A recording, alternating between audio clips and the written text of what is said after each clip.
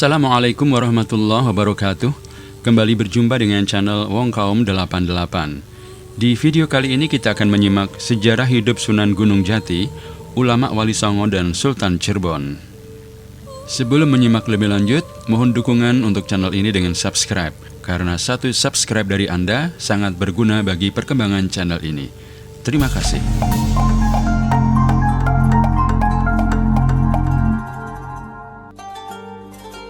Sahabat Wong Kaum, Syarif Hidayatullah atau Sunan Gunung Jati adalah salah seorang ulama Wali Songo, majelis pendakwah agama Islam dalam sejarah Indonesia pada abad ke-14 Masehi. Ulama ini juga merupakan Sultan Cirebon antara tahun 1479 sampai dengan 1568 dengan gelar Sesuhunan Jati. Sunan Gunung Jati adalah putra Sultan Syarif Abdullah bin Ali Nurul Alim, Pangeran Mesir yang menikah dengan Nyai Rara Santang, putri Prabu Siliwangi dari Kerajaan Pajajaran. Nama asli Sunan Gunung Jati adalah Syarif Hidayatullah. Sejak kecil sudah tampak kecerdasan dan ketekunannya dalam menuntut ilmu. Karena kesungguhannya menekuni ilmu agama, atas izin sang bunda, Syarif Hidayatullah berangkat ke Mekah. Di Tanah Suci, Syarif Hidayatullah berguru dengan Syekh Tajuddin Al-Qurtubi. Beberapa waktu kemudian, ia ke Mesir untuk belajar kepada Syekh Muhammad Athaillah As-Sadzili, seorang ulama bermadhab Syafi'i, sekaligus mempelajari tasawuf tarekat Sadziliyah. Atas arahan dari Syekh Athaillah, Syarif Hidayatullah kemudian pulang ke Nusantara untuk berguru kepada Syekh Maulana Ishaq di Pasai, Aceh. Selanjutnya ia mengembara ke Kerawang, Kudus, hingga di pesantren Ampel Denta, Surabaya untuk belajar kepada Sunan Ampel. Oleh Sunan Ampel, Syarif Hidayatullah diminta untuk berdakwah dan menyebarkan Islam di daerah Cirebon. Di sana ia menjadi guru agama menggantikan Syekh Datuk Kahfi di Gunung Sembung. Setelah banyak masyarakat Cirebon masuk Islam, Syarif Hidayatullah melanjutkan dakwahnya ke daerah Banten.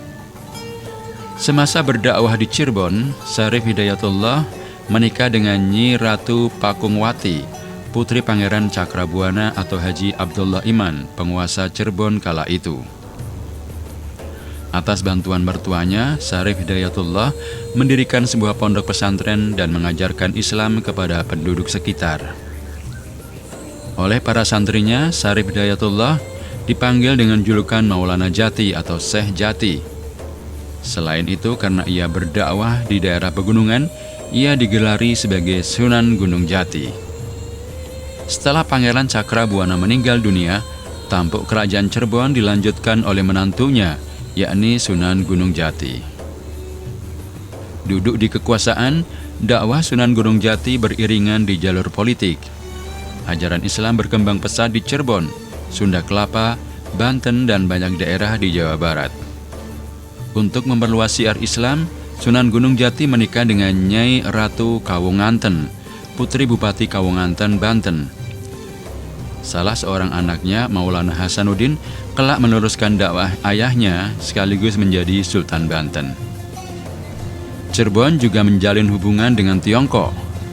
Diceritakan Sunan Gunung Jati juga menikahi putri Kaisar China Honggi dari dinasti Ming yang bernama Ong Tin. Usai menikah dengan Syarif Hidayatullah, ia berganti nama Nyi Mas Rara Sumanding.